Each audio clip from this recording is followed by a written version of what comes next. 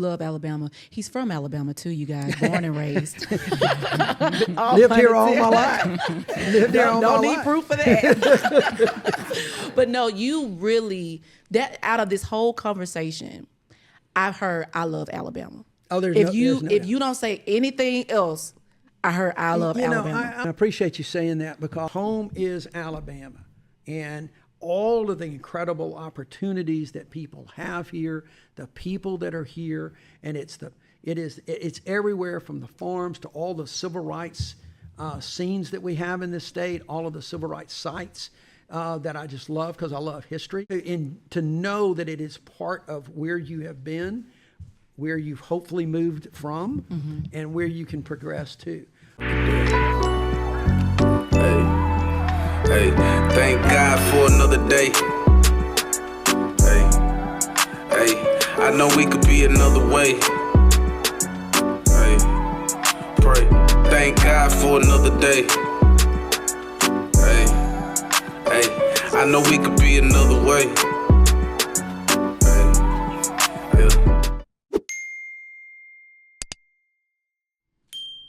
It's a new week at Jess Ask the Podcast, the safe space where transparency meets transformation. I'm your girl, Jessica S. Smith, and I do nothing without my girl, Desiree. Hey. Desiree. Hey. Desiree. Hey. Desiree. Hey. Jessica! Oh, my goodness, Desiree. Jessica. Oh, my goodness. Jessica. Desiree. Oh, my God. Yes. Okay, first off. Okay, let me calm down. Okay. How are you doing, Jessica? Okay, so I'm over here trying to be very politically correct, and I'm super excited right It's now. going to be so good. Like, so I'm just going to tell y'all now, just buckle your seatbelts. buckle it up. I know we said this before. Tat your wigs down, put your do-rags on, your hats, your caps, whatever you need, because we about to go on a journey today. You hear me? And a different journey. It's a different one. We've only had like 2 other political figures here. They both won, by the way. I just want to put that out there. Okay.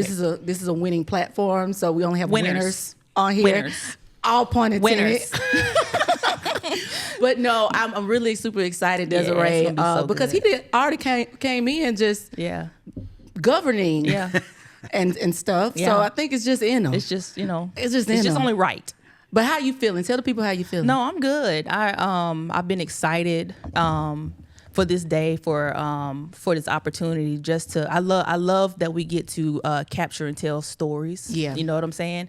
And also what I love is most of the time what most people think will happen is not really what's going to happen, right? Yeah. Because we are at the core of who we are, we are spirit led. Yeah. And so I'm just excited for this conversation. I'm really excited to dive in, to really get to know the man of God that we have here today. And so let's go.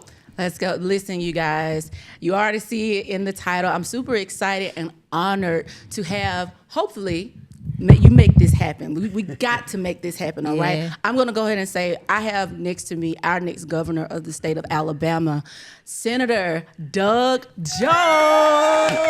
Thank you. Hey, folks. Yeah, I was trying to see if I was like trying to play the,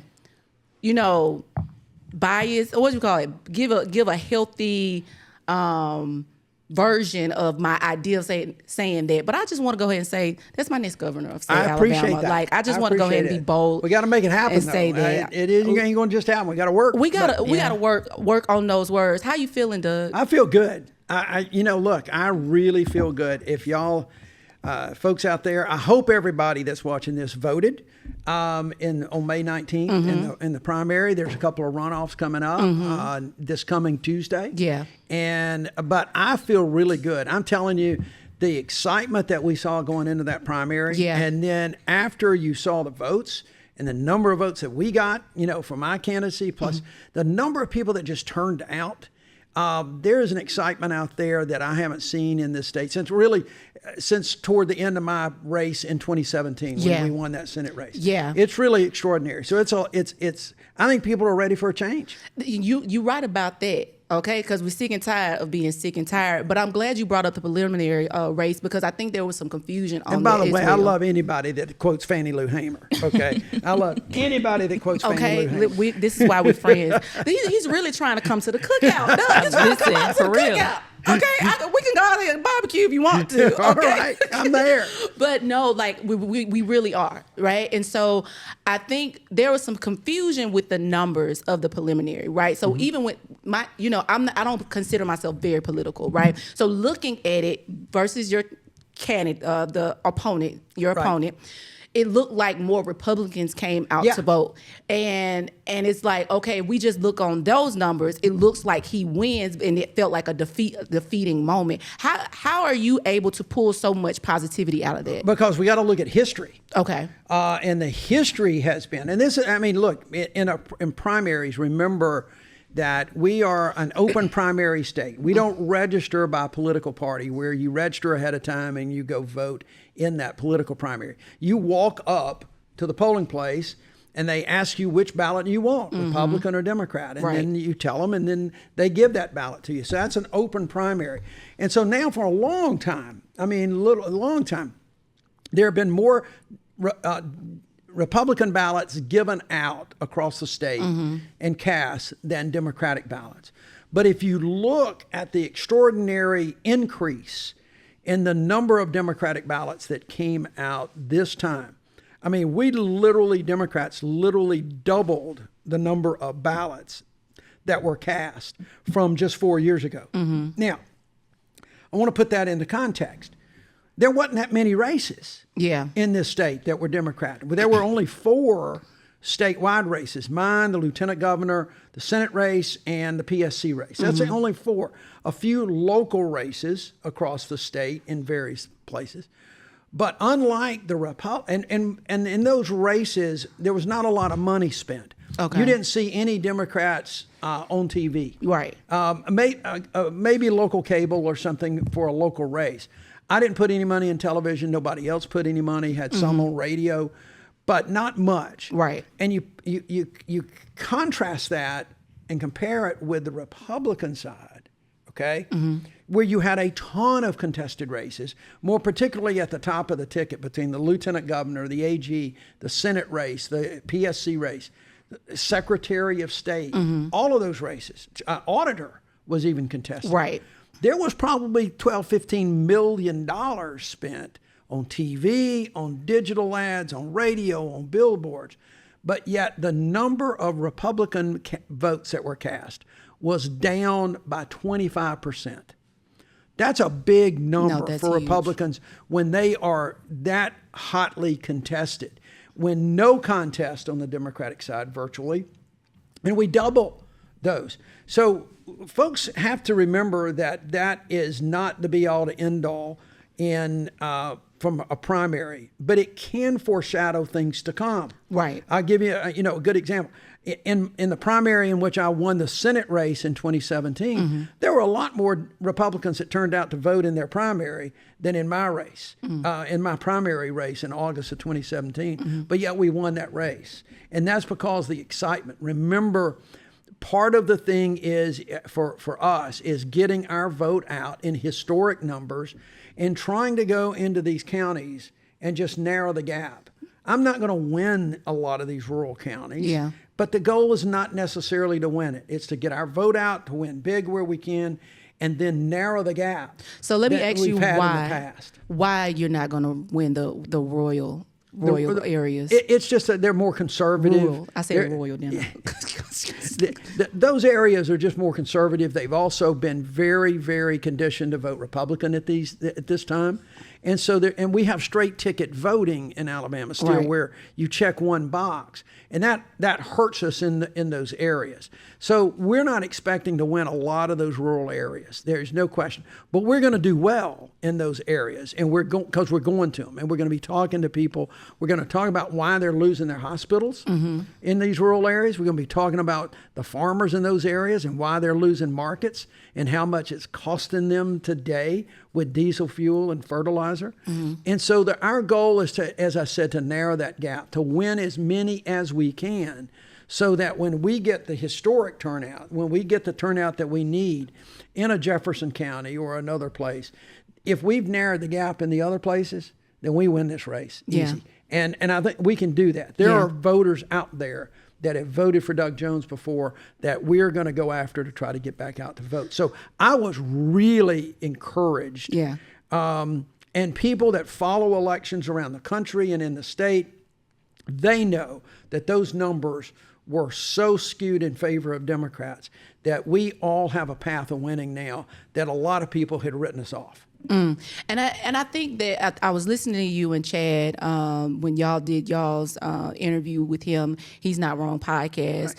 and he was just y'all were speaking on that, on how like when you don't understand the numbers, they Right. can look that way. So I'm so glad we started with that, just to make it clear, like we have a great chance to push. We just need everybody to go out there and do what they do and vote Absolutely. in November. So Absolutely. And the other thing too is that these numbers are also reflective of the fact that come November, we're giving people choices. yeah, This is going to be the first time in 20 years since 2006 that there is going to be a Democrat in every constitutional office on the ballot. We've not done that. There's been holes in the ballots. is it because of the quality of people available? I think eventually it became that. Okay. Initially it was like, well, the state's turned Republican. I don't want to just run and lose. And so folks just didn't run. And then as time went on, it became kind of a fait accompli that people didn't run and we lost the bench. But we have got really 6 other candidates that in Lieutenant Governor, Attorney General, Secretary of State, Treasurer, Auditor, and the Agriculture Commissioner that are excellent candidates. I mean, really good, strong candidates. And we're going to be running a coordinated campaign. This is not a Democratic ticket, by the way. This is a ticket for change. That's what we're called. This is a change ticket. And so we're going to be running a coordinated campaign where all of these candidates are going to be out there with each other some, but certainly speaking for each other wherever we go. And that's a big deal. That just hadn't happened in this state. I love how you said that it's not a Democratic thing, because I'm just going to be, can I keep it a book with you, Of course Doug? you can. So I, like I said, I don't believe I'm political. And what I mean by that is, like, I haven't studied politics. Some things I still don't know. Some things I'm made aware of, but I understand that if I don't vote, like, change will not be made. That's right? right. I do understand the foundation of that. However, I love that you're saying that, because I don't necessarily identify as a Republican or a Democrat, or I don't understand all that.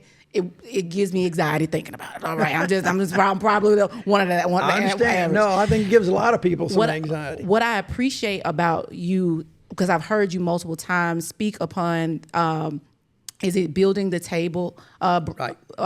What's the crowded phrase? table. A crowded table. Right. What does that mean? What does that look like for the state of Alabama? It is literally what it says. And I took that. There's a group called the Highwomen. Incredibly talented, 4 incredibly talented musical artists, female, that got together. Brandy Carlisle's one of them, Amanda Shires, Natalie Hemming. They're just amazing. And they did a song called Crowded Table.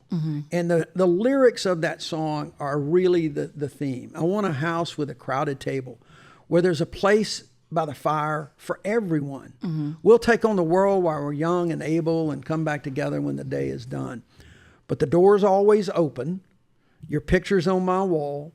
We're all a little broken. And here we all belong. That captures the way we're going to approach governing in the state of Alabama.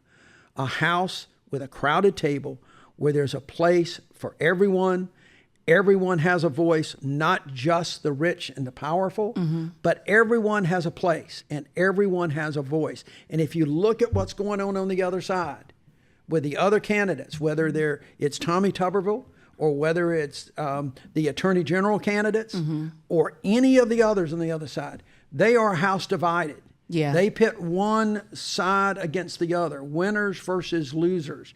And they divide us by race, they divide us by religion, and importantly, and this is something that I think more and more people are realizing, they divide us by economic status. Yeah. They don't care about poor people. They don't care about those in the middle class. They are doing things for their wealthiest donors and the wealthiest 1 or 2% in this country and in this state. So we don't want to exclude those folks. Right. Right. But we just want them to have a seat at the table next to somebody like me and you. Right. And we've all got that voice. So that's what I mean by that. Yes. I think I would encourage people to find that song. It is just a beautiful song, but the lyrics to it are, I think, something that all of America should latch on to right now. Yeah.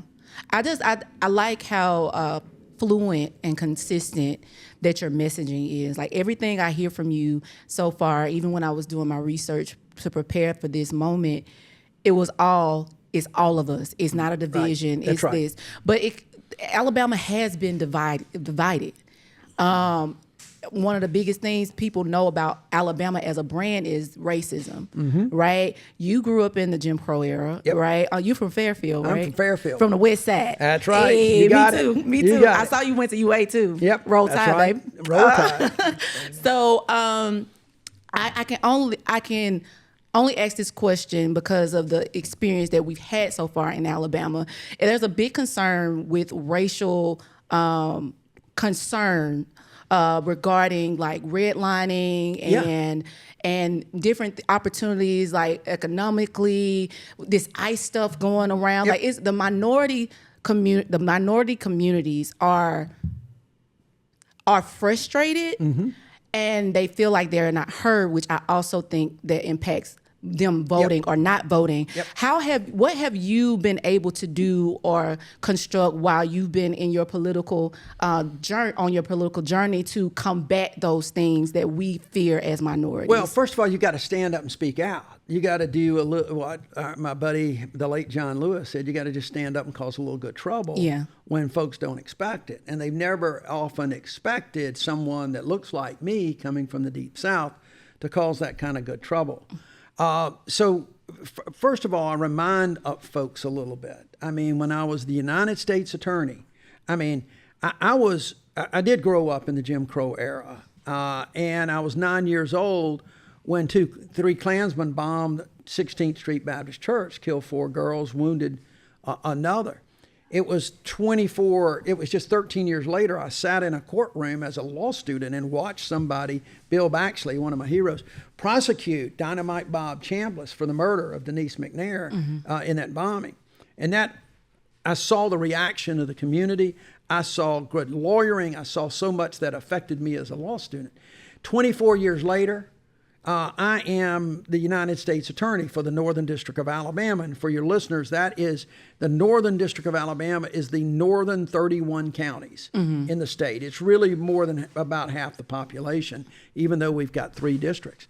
And so we brought that case back and convicted those Klansmen, or 2 of them, for the murder of those 4 children. It happened 37 and 38 years earlier, but it was the right thing to do. There had been no justice for so long, and we felt like it was important for the community. It was important for Alabama. I didn't have to do that, okay? I mean, to use the resources, and by the way, I had buy-in from the Department of Justice and Janet Reno. I had buy-in from the FBI, which you would not get today with this group. But they were fully supportive of trying to do that. But it was one of those things that we felt like we needed to do, had to do. But I didn't have to do it in the sense that I could have easily just turned that page. But when there is an injustice that for so long had gone unmatched, I just felt pretty strong that for the community, we needed to give it our best shot and try. And we were fortunate that we were able to do it. I used that some, obviously, when I ran for the Senate. People remembered that. They knew I didn't have to do it. So the black community in particular was incredibly supportive. Historic black turnout in that 2017 race. But I didn't stop there when I got to the Senate. Here I was the sole white senator, Democrat, from the Deep South, the old Confederacy, except for the 2 senators from Virginia, Tim Kaine and Mark Warner, good friends that I worked with a lot. But from there, we were able to do things. Using that voice that I had in the Senate to be the voice that folks in the black community and others in the state had not had in a long time. So we did a few things. For instance, I worked with Senator Alexander from Tennessee, a good friend, Republican. And together we were able to get increased funding for HBCUs. Y'all may not know this, folks, but Alabama's got more HBCUs than any state in the country. That's exactly right. Alabama has got more HBCUs than any state in the country. So we worked hard, and it was the first increase in funding that HBCUs had in 15 years. We got permanent funding. We did things for maternal health. We did things for infant mortality, which affects the black community harder.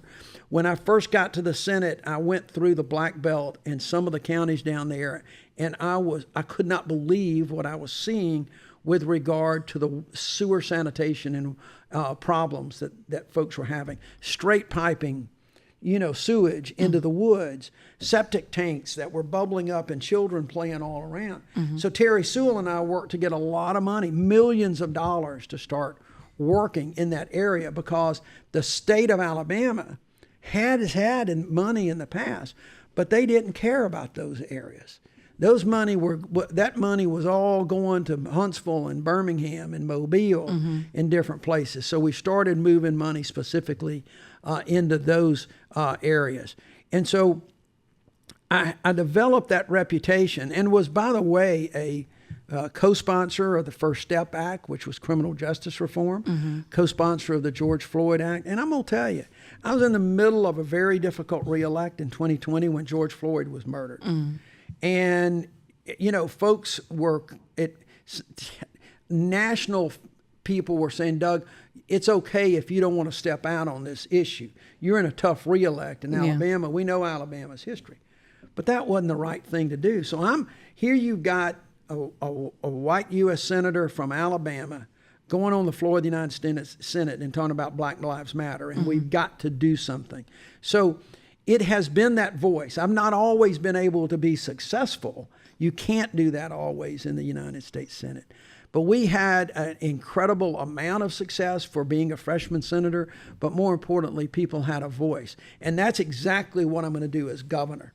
These communities are going to have voices now that can help steer some of these dollars into these communities that are otherwise going to communities that are already have a lot of money and doing some things. So I'm extremely proud of the record, but it just shows that I think it demonstrates that I'm not just giving a campaign slogan about this crowded table. I've got a history of building that crowded table and putting everybody at that table. So that's what we're going to do as governor. So I think and I'm so glad that we went through that, and you're so comfortable with just talking about it, and I think people need to hear that, because the concern is we're not cared for. Right. Once you get in office, are you really going to do this? Well, and we need evidence that you're going to do it. Exactly. And folks forget two things. Number one, I had the first black chief of staff that any Democrat in the United States Senate had ever had. Think about all the Democrats that have been through, all the great Democrats, Ted Kennedy and all these liberals and all like this. It took a Democrat from the South to have the first black chief of staff from Birmingham, Dana Gresham. And I was very proud of that, still am. We had a very diverse staff. Our staff looked like Alabama, and that was important. The other thing that I'm extremely proud of, look, the Senate, the church bombing cases, and the third thing that I'm probably the proudest of in my life that I've been so blessed with is that in January of 2022, I get a call from the White House. And the call was, look, Justice Breyer has retired from the Supreme Court. And President Biden, who I'd known for 40 plus years, almost 50 now, is going to nominate a black woman to be the first black woman on the U.S. Supreme Court, and he wants you to come help. And so I took a leave of absence with my law firm.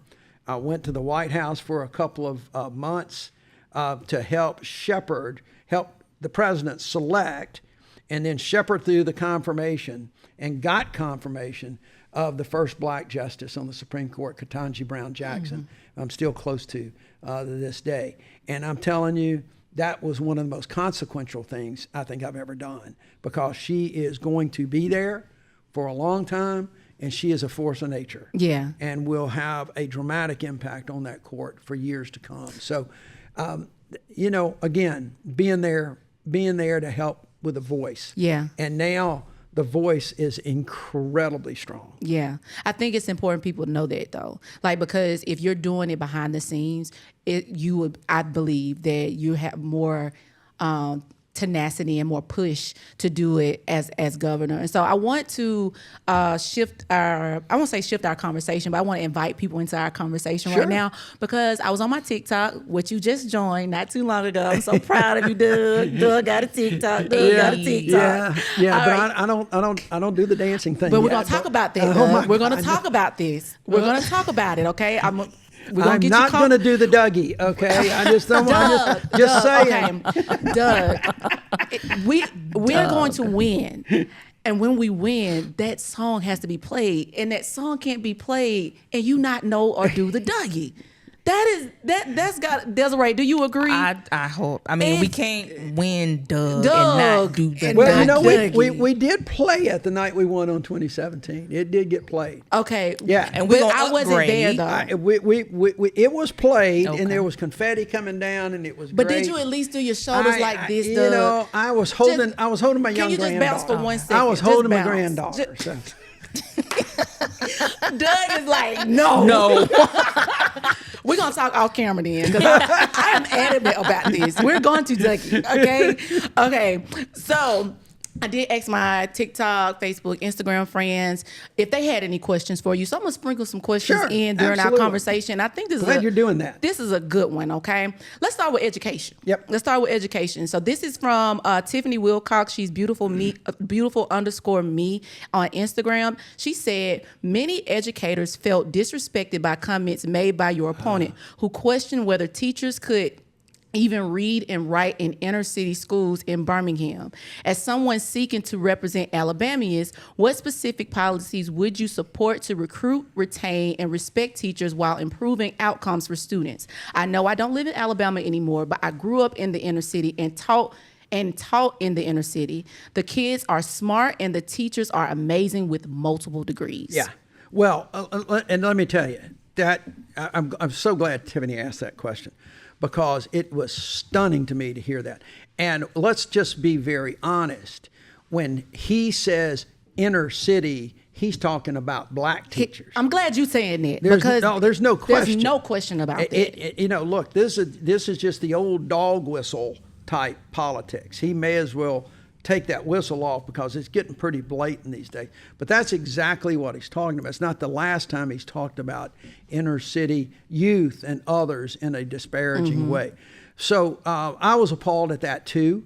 And I know better. Anybody that has talked to any teacher knows better. But the bigger question is about education. And I think it's an issue. Alabama has got to improve. We have made some improvements across the state, particularly in, I think it is either 3rd or 4th grade reading that has done better. We have got a good program for pre-K kids, but it's STEM and it's math and things like that I think are struggling. I want to do a couple of things. Number one, I want to try to figure out how to money. I really believe part of this issue is teacher salaries. They have gotten some increases under Governor Ivey, but they've not gotten enough. Okay. We need at least maybe a 10% increase across the board. No ifs or ands or this or that. Just give teachers what they're due and respect. And that includes making sure teacher retirement is kept up to inflationary standards. I mean, at one point, the teacher retirement was one of the big draws. And when that started to struggle and retired teachers weren't getting increases to match inflation, well, there's no question you're going to start losing teachers. Okay? That retirement is not as good for them. Same with health care. This year, the legislature did not fully fund the request from the Teachers Retirement Association to fund their health care that they get, the benefit they get as part of their retirement. And so they had to go into a trust fund to pull that out. I want to make sure that our teachers and our retired teachers get what they deserve. It's kind of like veterans to me. They give a lot, and they're likely always going to be somewhat underpaid, and we need to make sure that we give them all they can. So we're going to find that money. We may do it through a lottery. If we can get the lottery in Alabama, which is what I'm going to really push. We may find it some other ways. That's one way. The other thing that's troubling me a lot is what's known as the CHOOSE Act. The CHOOSE Act is a voucher program that allows money to be given to private schools.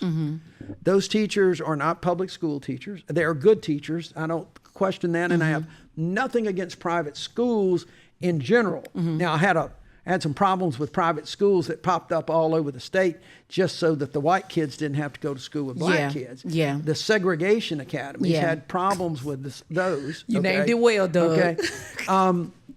But right now, there's an income cap. That and look, instinctively, I think we all want to have some choices with your kids and whatever. And I don't have theoretically a problem with that. But people can afford to send their kids to private schools. Yeah. They don't need a government handout to do it. Okay? And right now there's an income limit that if you make above a certain amount, then you're not eligible for these vouchers. Well, the state's doing away with that. They're phasing it out so that anybody, it doesn't matter how much you make, somebody could be making $500,000 a year to send, and want to send one kid to a private school, and they're going to get a government handout. Now, tell me, well, that is fair, and it is not fair to the local schools, to the local teachers who are struggling every day. But isn't this government handout the main thing that they complain about to do, like with things like Medicare Oh, or of course. Medicaid and all that stuff Of like course. that? And we'll talk about that in a minute because it's really not a handout. I mean, at all for those folks. But it truly would be a handout if you're making $500,000, Right. And you can afford to send your kid to or 2 kids, 3 kids, whatever, to both private schools and to college. So we've got to stop because I am very worried that is going to really destroy public education and local schools in Alabama. And so those are a couple things, but it's going to be a priority. We've got to make sure that when we do textbooks, that those textbooks are not politically designed, that they teach reading and writing and arithmetic, and they teach history according to facts, and not some made up crap like we're seeing coming out of Washington, D.C. Those are a few of the things with education. It's going to be, and the funding is kind of crazy. It's unequal across the state. The rich get richer and the poor seem to not be able to excel. But there are also some good programs in some counties that you wouldn't expect that are doing very, very well. And they're using some of their funds, not just with teachers, but to give teachers extra help, teachers' aides and tutors that are in these schools to help bolster the scores. And I think we can do that and have a lot of success. I'm so glad you brought up the lottery in your statement. And so Tara T. Smith from TikTok also was wondering, with so many Alabamians driving to nearby states, spending money on their lotteries, what will your strategy be to address bringing the lottery to Alabama? So how I guess I'm ignorant to the idea of how hard it's been and why it's been so difficult, because we're one of 5 that don't have it. We're one of 5 states nationally. We're the only state in the Southeast that doesn't have a lottery. We stick out kind of a sore thumb. That's why people drive to Florida, to Georgia, to Tennessee, to Mississippi to get lottery tickets. And that is literally hundreds of millions of dollars that are leaving the state and not coming back. Our money, our hard-earned money, going to other states, and it ain't coming home. So we got to change that. And we need to get some of this. It could help with education. It might help with health care or other things. But it's difficult because you do have to change the state constitution, which means the legislature has got to pass legislation in order to let people vote. And then you vote on it, and the people of Alabama have to pass it. I believe there's 2 main reasons why we haven't passed a lottery at all. And I won't go back to the one that Governor Siegelman tried 25 years or so ago. A lot of reasons that was defeated at the polls. But I think since that time, two things. Number one, you haven't had a governor or any other statewide office holder that has promoted a lottery. You just haven't had a champion for that lottery bill. You've had legislators that promoted it, but you hadn't had a governor who goes around the state with the bully pulpit of the governor's office or a lieutenant governor or anybody. And that makes a difference when it comes to the legislature, because that governor will have been elected by the popular vote. So that legislature that's ultimately got to do it is looking and saying, well, wait a minute. That was something this governor ran on. We need to do something and get outside our little gerrymandered comfort zone and do something. So I think that's number one. The other thing is that a number of lottery bills have been proposed, but they end up getting proposed as a more comprehensive gambling package, whether it's sports betting, other betting, bingo in certain counties, dog tracks in certain counties. And everybody, once you start doing that, then you get a lot of people that all want a piece of the pie. Now, I am not opposed to a comprehensive gambling package if you can do it. But what's happened is that as soon as somebody says, look, I'll help you, but I need this, this, and that, well, they say, fine. They put that in the bill. Well, then all of a sudden now you got somebody who was supporting it saying, I can't support that anymore. And so many people get involved that it defeats the bill. It just gets too unwieldy, too much. It defeats it. Like I said, I'm not opposed to a comprehensive gambling package if they can get it done. But if they can't, we need to do a standalone lottery bill straight up between now and the legislative session next year. We're going to be talking to people. We're going to be doing some polling. We're going to be doing some focus groups. How do you want to see the money spent, Alabama? And because you want to earmark that money. Right, because we don't want the lottery and it's not bringing funds to like the education that you brought up to, or what other avenues that we can help. We don't want to just give it to the legislature and say, here's some extra money, do with it what you want. Okay? We want to earmark it for something that the people want and that they need. So we'll figure this out between now and the time the bill gets introduced. But I think being that champion will help. I think there's a couple of things like the lottery, like Medicaid expansion, where you haven't had that statewide office holder that was a champion, that once you get that, people are going to start coming and they're going to listen, and we're going to get, I predict that we will have it within the first year of my administration. I just love how you keep referring to yourself as a champion. That's just courage. That's boldness. That's a little cocky. I love it. But no, you are definitely a champion. Listen, I'm really excited about this next question, because I really feel like you're going to have an answer for it. So I can't recall the documentary that came out last year regarding the Alabama solution. How you knew I was going there, Doug? I think it's just because we best friends. It is. We just like that. It's that wavelength that we got. I got that. It's because we're from the west side. That's it. We're from the west side. It's a Fairfield, Westfield. It's a west side thing for sure. Yes. So most definitely, Jared Budlong, he's on TikTok as Jared Budlong. He said, what is the tangible action plan to reduce the abhorrent conditions and deaths in Alabama prisons? Great question. And you're right. The Alabama solution did something incredibly important. It put a spotlight on it. And the first thing that I think the governor has to do is to put a spotlight and continue to keep that spotlight on there. And I think that's been one of the biggest issues, okay? And remember that the governor appoints the prison commissioner. Okay. Right now we have an acting prison commissioner. Most recently, John Hamm, the prison commissioner, retired, and the deputy is now the acting. So the next governor is going to appoint the prison commissioner. And who is the head of the prisons answers to the governor, and whoever the head of the prisons is going to be charged with that responsibility. And I think we can do that. I think that putting a spotlight on it, first off, I think we've got to shed some transparency and let folks know and understand do a little studying. It's not something that a governor can come in and overnight change and get done. You've got to see, and you've got to balance. And I think I can do this because I used to be a prosecutor as well as a defense lawyer. So I understand prisons a little bit, and I understand the need for security versus transparency. You can't; those two kind of fight each other some, but they're not inconsistent.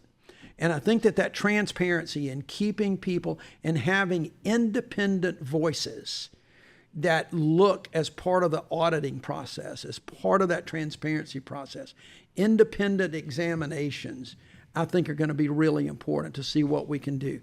There is a training element to guards. There is a pay element to guards. The parole commission plays a big role in Alabama prisons because it's the parole commission that either keeps people in prison and increases the numbers in those prisons, or allows people back to re-enter into society. Everybody that goes into prison, with very few exceptions, should come out. Our job is to make sure when they come out, they have a place to go. We don't just open the door and say, thank you for your service and go. Yeah. We've helped them. We've trained them. If they needed help reading, writing, if they need help with any skills, we try to do some of that. There's some good reentry programs that have come up in the last few years, and we need to promote those. So we need to do that. We need to make sure the parole commission is operating at a level where they're doing their job and they're giving people opportunities to be released from prison in a way that they have been punished, but yet they also can see the light of day. That part, I think that is so important, and that's what's missing. Yeah. And so I have another curiosity attached to that. So I hear that you say, okay, once they get out, giving them programs or getting them to programs that gives you a way to like get jobs, make sure you get reestablished with community, and because I know that's a whole mental change being in prison. But what happens inside of prison? How do we make sure that they're getting that while they're doing their time or punishment? I think that is a matter of some money as well. We've got to make sure that the transparency part of this, I think will help, because right now so many people in this state, it's a pretty conservative state, it's a law and order state. You want to punish people that commit crimes. I get that, and they're right. But we also need to show folks what goes on, and that warehousing an individual is just not the way to go, because ultimately that warehoused individual may be living next door to you, or down the street, or in your neighborhood. And you want that person, despite their history, to be a good neighbor. And there are ways you can do that. So I think inside there are programs, and there are some of these going on. I don't want anybody to think that none of this is happening, because some of it is happening. I think we just need more of it. But we also need, I think, some revamping of the guards, and making sure that we get good people, that we screen these people, we train folks, because here is part of the problem that we've got. Number one, that documentary that everybody saw, that was filmed with contraband cell phones, okay? Prisoners are not supposed to have cell phones. And there's a lot of reasons for that, and I support that. But those contraband cell phones, most of them were either smuggled in and purchased from a guard, okay? So the guard has contributed to part of the problem. Drugs coming in, also part of the problem. And I'm not casting a brush of all guards, because that would be totally unfair, because that's just not the case. But there has been enough that the drug problem, the phone problem, the weapon problem is in large part because of things being smuggled in from the guards. And we got to change that. The beatings, all from the guards. One of the things that we've got to do is that we've got to make sure that our guards understand that they have a certain conduct. And the state of Alabama has spent millions and millions of dollars on private lawyers defending the indefensible. And that's going to stop. That's going to stop under my administration.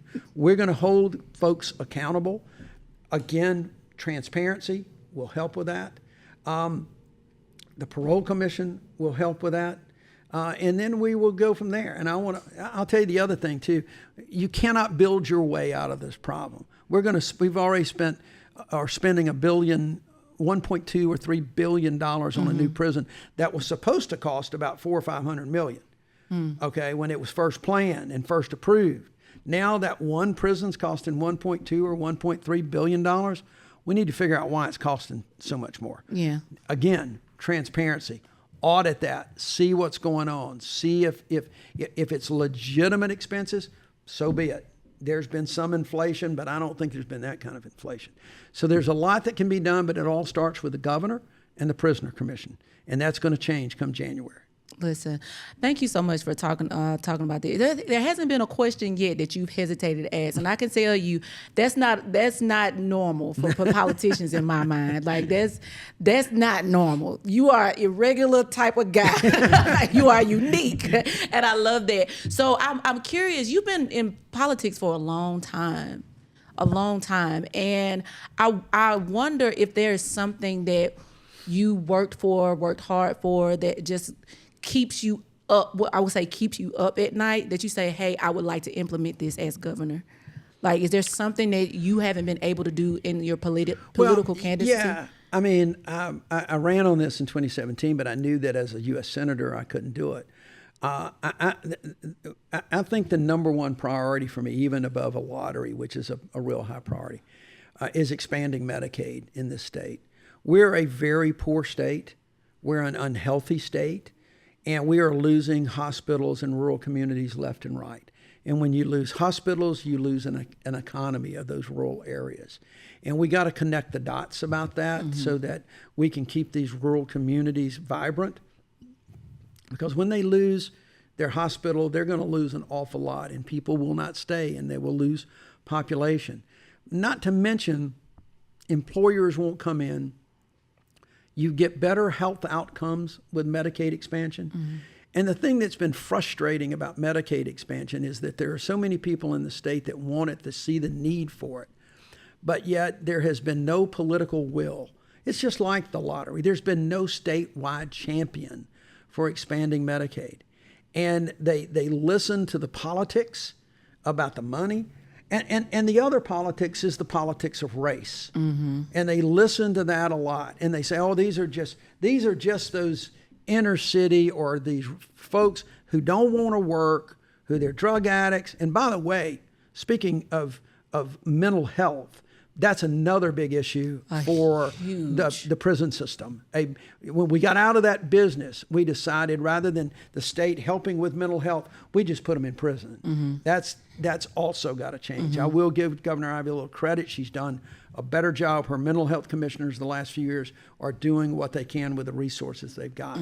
But back to Medicaid expansion, that would help with that. It would give mental health resources in these rural areas and around the state. But the people that would benefit from Medicaid expansion are those that fall in what they call the coverage gap. They make too much money. They work. And by the way, they're like the majority of Medicaid recipients in this state are white. They're not black. They're white folks in rural areas, in poor areas. And they get Medicaid. The ones that are on Medicaid make so little money. It's incredible how low the Medicaid requirements are in this state. I mean, you cannot make hardly any money in order to get and qualify for Medicaid. But there are people that are working that make too much money to qualify for Medicaid, but they don't make enough money to buy health insurance. Because the cost of health insurance has gone up, even with the exchanges that we've got, the ACA exchanges, it still costs money. And people that work, that can't provide for their families, that are living paycheck to paycheck, can't afford. And they give up health care insurance rather than shoes or groceries or utilities or a roof over their head.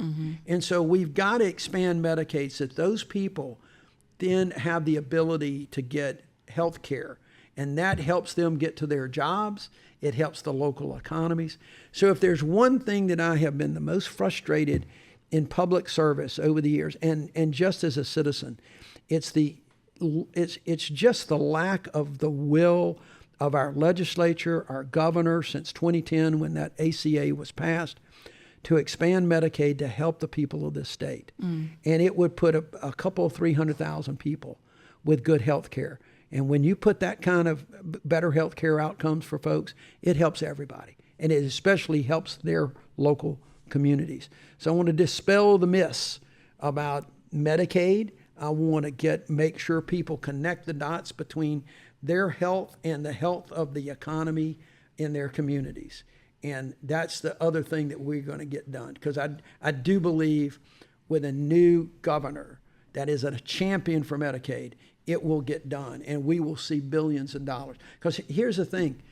And again, connecting the dots and making sure people understand. Those people that don't have Medicaid, that don't have health insurance, they're getting cared for some. And they're usually doing it in the emergency rooms that are required to give you health care. And guess who pays for that? We do. And it's all costs more money. So let's let the federal government send us some money to help with folks. It's only the right thing to do. Yeah. Thank you for sharing that. And I even, I want to share something with you. One of my frustrations with like healthcare, and I don't know what category it goes into, but I think when we talk about mental health, that's a word that just really gets to me. I've had experience to where I've had to nurture and take care of family members that have to navigate through that. And I found more headache dealing with this in the state of Alabama than any other state. The best state I've actually dealt with was in Florida. Like they really partnered with the families there. And so I don't know if you have something in the works with helping the family members of people dealing with those high-risk mental health cases. But I'm just going to plug that in there because you brought it up. And that's something that you want to discuss offline just to kind of get some more details on that. I'm open to that because that was very frustrating. Well, I appreciate it because it's a challenge. And it's a challenge. People think that they don't think of mental health except as isolated to an individual. Yeah. And they don't, and you hear me use this term all the time, connect the dots. They don't go any further than just seeing a disturbed individual. And they don't see the family members that are having to deal with it and the risk that many of those family members put themselves in. They don't see the law enforcement piece of this that's not really trained to deal with mental health issues either, or prisons that is not trained to deal with mental health issues. So I think if we can figure out ways to get more resources, and Medicaid expansion will help that, more resources into areas, whether it's through telehealth or in-person visits, more resources to family members and friends that are in the community that can help with programs and do things on an individual basis. We've really got it is a problem from one end of this state to the other, and it does not just affect the poor communities that don't have Medicaid. This is a problem in every neighborhood, in every zip code, and it is a problem in the prison system. Yeah. And again, I think that the state of Alabama has done a better job. I will give the healthcare, mental health commissioners that have under Governor Ivey have done the best they can with the resources, and I applaud them for doing that. I think there's more that we got to do. Yeah, there's definitely more. There's always more. One more question regarding your political stance, because I want to get a little bit to Doug the person. Small business. Yeah. Small business. I've also heard you connect prisons, making like. When the prisoners come out, working with local businesses to try to see how we can connect the dots there. What is your plan to partner with small businesses of the state of Alabama and providing different resources to make sure that we maintain their legacy in our state? Yeah, I think there's a number of things that we can do, and there's a small business group out there that's working hard to do some of that. One of the things, and this is just one thing, and I think that if we can help some folks coming out of prison such that a small business is comfortable with hiring those folks and giving them the chance and making sure that those folks coming out understand the opportunity that has been given to them. I think that could go a long way, because a lot of these prisoners are going to be going back into communities in rural areas. They're going to be dealing with people. So I think that's something that we've got to work on as part of that reentry program, and I think it can help small business. The other thing I'd like to do for small businesses, I'd like to develop a little bit more entrepreneurship in particularly rural areas for small businesses. You know, a small family business is one of the best ways to grow generational wealth. And right now, too many of our kids are leaving the state. They're leaving their rural communities because they just don't see the opportunities. But yet when they go home, when they come back home, they'll ride down the main street of their rural town, and there's a third or more of the buildings that are there are vacant and not being used. We spend a lot of money in Alabama. I say spend a lot of money. We both spend and we forego a lot of money for tax incentives for these big corporations to come in. Now, I'm not opposed to that, although I want to make sure that those big corporations and their profits, it filters down to the people from Alabama that are going to be working there, okay? Right. But I think we need to take some of that money, more money than has been taken right now, and create a small business fund that will give grants that can help those small business. It can help refurbish one of those buildings in that rural community. It can help them get started in a business that they want to have and to grow and to try to build that generational wealth. And not only just give them the money for the refurbishing and the infrastructure, but help them with training about how to do the books, how to do the business. Be there as a resource for them that they can regularly check on them, not as a looking over their shoulder to make sure they spent the grant money right, but helping them, being the mentors. That we've got some great businesses in this state. We do. That can help foster that kind of relationship, some of which could be a vendor for another bigger business in the state. There's all sorts of ways I think we can do that. Small businesses have a problem with employees because they really have a hard time with providing the benefits. So we've got to figure out ways to get people those benefits that they can afford to get a job in a small business. Now that may mean increasing the minimum wage, but if we can do things where an employee can earn a good living, have benefits like a 401k, like health care, either provided or such a way where we can pool benefits.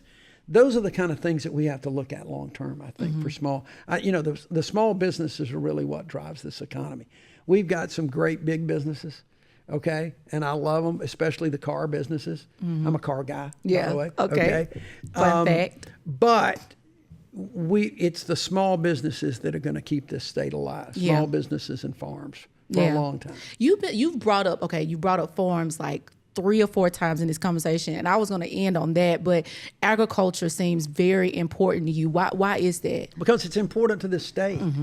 And I guess that I see so many farmers going out of business right now. I see them struggling. That is a tough business. You are subject to the whims of markets like pretty much no other commodity that's being sold. You're subject to Mother Nature, pest, you name it. And now, unfortunately, they are the victims of the Trump administration raising tariffs and closing their markets off.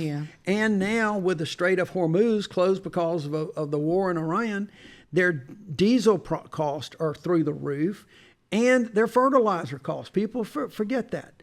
And that not just affects those farmers. It affects me and you. Yeah. I literally driving over here today. Okay, I'm on the interstate coming from Birmingham up here. It's not very long stretch of interstate, but I passed this big old flatbed truck, and it is full. It's got a big old tarp over it. And I don't know how many. Yeah.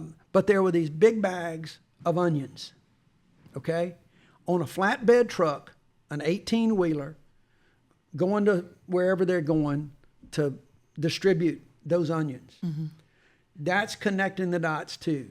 That truck is costing more money to get from point A to point B now than it did just 2 months ago. Mm. And when they've cost more money to get there, then it's going to cost us more money to buy some of those onions. Yeah. The farmer that raised those onions is costing more in tractor and equipment and also fertilizer costs. And so when that says the wholesaler is going to pay more, then the retailer is going to pay more, then you and I are going to pay more. Yeah. And those are the kind of little things. And agriculture is a huge piece of Alabama. Yeah. And it is everything from cotton to soybeans and corn, soybeans in particular, peanuts down in South Alabama. And we've got to protect those farms, not only for the country's sake, but for the economy of Alabama. It's a huge driver of this. And I don't want to see those farmers. I'd love to see more of the kids who grew up on farms want to stay there and continue to do the work. But we've got to give them more stability. And I get so angry watching the Trump administration take those farmers for granted, just do the things that hurt them, and then say, oh, we'll bail you out. We'll give you a check and bail you out. Well, farmers don't want bailouts. They want markets. They work hard. Mm-hmm. They don't want somebody to bail them out. They want to do what they do best, and that's feed America, feed the world to some extent, clothe America, okay, with their cotton and other things. So I feel pretty strong. My family was not farmers. We lived in some rural areas, but here in town, my dad worked out at U.S. Steel. Most of my family did. Everybody had their gardens, but they didn't have big farms. Yeah. But I've seen the importance. I know the importance to Alabama. And just riding through this state, I think is such a treat to ride past those cotton fields in the fall, just before the cotton gets planted, and see all of those cotton balls in those fields. To see the soybeans to start coming up and the flowers that come. It's an incredible, just scenic view of Alabama. You love Alabama. I do. You love Alabama. He's from Alabama too, you guys. Born and raised. Lived here all my life. Don't need proof of that. But no, you really, that out of this whole conversation, I've heard I love Alabama. Oh, if you don't say anything else, I heard I love Alabama. I'll tell you, and I appreciate you saying that, because it would have been very easy look, United States senators, when you leave office, it doesn't matter if you were there 6 months or 60 years. You leave office, you carry with it a certain cachet, and it would have been real easy to hang on around up there and move up to Northern Virginia or Baltimore, make a lot of money. But home is Alabama, and all of the incredible opportunities that people have here, the people that are here, and it's everywhere from the farms to all the civil rights scenes that we have in this state, all of the civil rights sites that I just love, because I love history. Mm-hmm. And that history doesn't have to be a pretty history or a good history. Yeah. To know that it is part of where you have been, where you've hopefully moved from, and where you can progress to. But I also love to fish. I love to hunt, and this is one of the greatest states in the world to do those. You can find it just about all here, and that's just phenomenal to me. And the people at their heart, these are good people. Yeah. At their heart, they care about each other, and we let politicians divide us. Are there racists out there? Of course there are. Are there people that don't like women out there? Yes. Are there people that don't like men? Yeah. But the fact that at the heart, if something happens, look what happens in this state when there's a tornado that comes through or a hurricane. Nobody sees a race or a religion. They're just there to help. Yeah. They're there with chainsaws if they need them, or they're there with food and water if they need to do that too. We're a loving, giving state, and we let politicians divide us for their own political power. Yeah. That's why we're building that house with a crowded table. Building the house with a crowded table. Listen, who Desiree? This has been good to me. Desiree, I've loved every part of this conversation. Yeah, this has been good. Let's to hear me. from you, sis. I think the one question that I have. You're not Mr. on camera. I know that. Oh. I know the one question that I have, Mr. Doug, is we know the history of Alabama when it comes to voting rights, right? Yeah. The sacrifices that that people made to give us the ability to vote, right? But today you hear a lot of people say, I'm not voting because it doesn't matter anyway, right? So why is it important for people to exercise their rights to actually vote? Because it does matter. They're wrong, okay? It does matter. And the interesting thing is, I think that what you just said, the preface of the question was absolutely correct. I've heard it for so long now. And we've allowed that to happen, okay? We've allowed people to divide us, and we've been gerrymandered. And so I can understand why people say that their vote doesn't matter. But I also want to remind them that it was George Wallace who coined the phrase, there ain't a dime's worth of difference in any of the politicians, okay? So this is nothing new that people feel like they can't make a change. But their vote counts. But too many people, we think about politics too much like sports, okay? That if you don't win, then you don't win. You lose. That's not the case. You can actually win a lot if you vote and participate and people recognize that you're there. But I'll also say this, given what's happened in this state with the Voting Rights Act today, I think people are now saying, well, wait a minute. I know I didn't think my vote counts, but I still want it. Okay?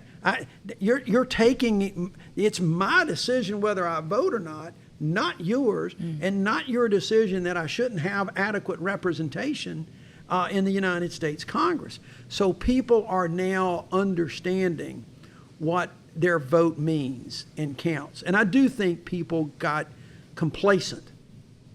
And I want to remember, the Voting Rights Act was passed 61 years ago. Mm-hmm. So unless you were 61 years old or older, you've never lived in an America in where you didn't have the free right to vote and representation. Never lived that way.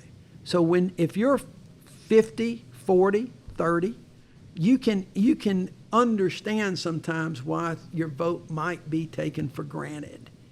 And so now, though, we've gone back. The interesting thing about these decisions and what the state of Alabama has done, it was no coincidence that after that Louisiana decision, that it was the states of the old Confederacy that rushed in to try to change the congressional district lines, and in Alabama, it's a couple of state Senate lines. It was the very states that prompted the need for a Voting Rights Act are now saying, okay, the shackles are off of us.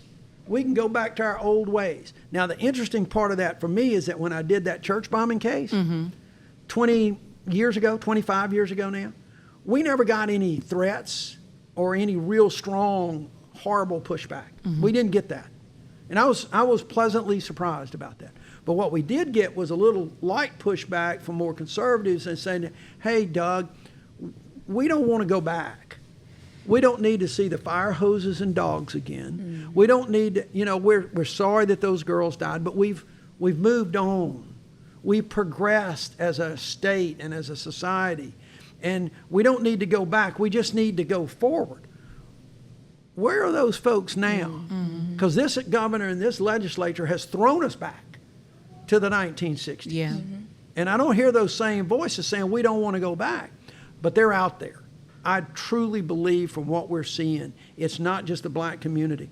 There are voices across this state saying, we don't want to go back. We don't want to be cast in the old Confederacy any longer. I don't care how many Confederate flags you see flying around the state. You'll see those forever. But we don't want to go back. We're better people than that. Yes. So I think that's another reason we've seen an increase in the votes, and I think we're going to see an increase in November. In November, on November the 3rd. It's another reason why we're going to win. It's another reason why we're going to win. Yes, Listen, love this. Man, Desiree, this has definitely been a treat. Doug, thank you so much. And y'all, he gave me permission to call him Doug. I just want y'all to know that. My parents, please don't think I'm being disrespectful. He said call him Doug, okay? So I just want y'all to know that. Okay, I'm going to call him Doug.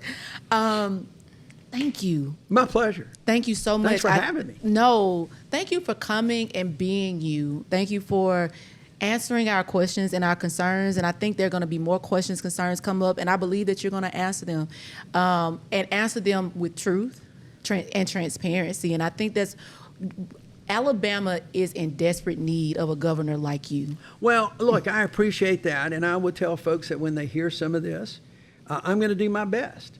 I may not answer it always the way they want to hear, okay? But I'm going to try to do it truthfully. If I don't know the answer, I'll try to find out or try to get an answer. But what I ask for folks to make sure they have an open mind. If I say something they don't particularly agree with, just put it in a category, because I think they're going to end up agreeing with me more than they disagree. And that, I think, that's the basis of democracy. Yeah. You know, Yeah. it was, I laugh and tell folks now, because, you know, I'm a little older than you. But you're moving well, Doug. Well, because I subscribe to the old Mick Jagger school of politics. Okay, you can't always get what you want, but if you try sometime, you just might find you get what you need. Come on. And so I think folks have an open mind, but I've always tried to be myself and let folks, and that goes back a long way, because I think if you need to do that, because that way you can work with people, you can listen to people, and they know you're not a perfect human being. You're not going to be able to do all you want to do, but you're going to try. Yeah. And that's the thing. If people know I'm out there trying for them, then I hope that they will appreciate that, because I'm going to be their voice. I promise that. I love that. That's actually the question I was going to ask you. I want to shout out my friend, Kerry Boglin. He submitted a question as well on TikTok. He said, how will your leadership differ from what we have been seeing over the past 9 years? And so if you want to answer that question, I'm going to give you the floor, and then you can answer, leave us with your heart, and then we're going to get out of here. Well, so you can look directly to the people. I really appreciate the question, because the difference that you're going to see is you're going to see a governor that's out there. You're going to see a governor leading by example. You're going to see a governor who is out there talking to people, not just giving speeches. We're going to be doing things like this. We're going to be, whether it's from the governor's mansion or either I come up here, okay? We're going to be doing that, and we're going to be answering those questions, and we're going to be holding town halls. What we've not seen enough in this state since one party took control, we don't have enough transparency. We don't have enough people out there. We don't have enough legislators, governors, attorneys general, anybody doing the kind of town halls where people get to interact. And so I think that's the main difference you will see in a governing style. But you're also going to see, I think, the ability to sit down and talk and understand. I tell people all the time, I want a government that has more dialogues and not monologues. I'm not just going to preach to somebody. I'm going to give them my views, but I'm going to listen to theirs. And we're going to find that common ground. We're going to see, because I'm convinced if we find common ground on a few issues, we'll find some on a few more. And the next thing you know, we're really sitting around singing Kumbaya, and we're getting this state moving forward. And that's the difference that we're going to see. It is that house with a crowded table. Amen to that. Y'all, listen, I don't know how excited you are for our new governor of Alabama. Hey, but I know I'm excited. Governor Doug Jones. Super excited. Thank you so much for coming again. Thank y'all for tuning in. Hey, and if y'all have more questions, listen, I'm a proud volunteer of the Doug Jones campaign. And so I'm super excited. I can get y'all's questions, sit directly to his team. And you guys, I'm pretty confident he wants to answer them, okay? And so listen, this has been a time well spent. I hope you guys learned what you need to know. But until next time, until next week, remember, life could be much more simple if you just ask. What's up, you guys? We hope you enjoyed that episode. If it resonated with you, make sure you like it. Now, if you thought about somebody as you were listening and you think they could benefit from it, go ahead and share it with them. Sharing is caring, right? And you know we're here every Thursday. So go ahead and hit that subscribe button so you don't miss the notifications when a new episode drops. So until next week, guys, peace.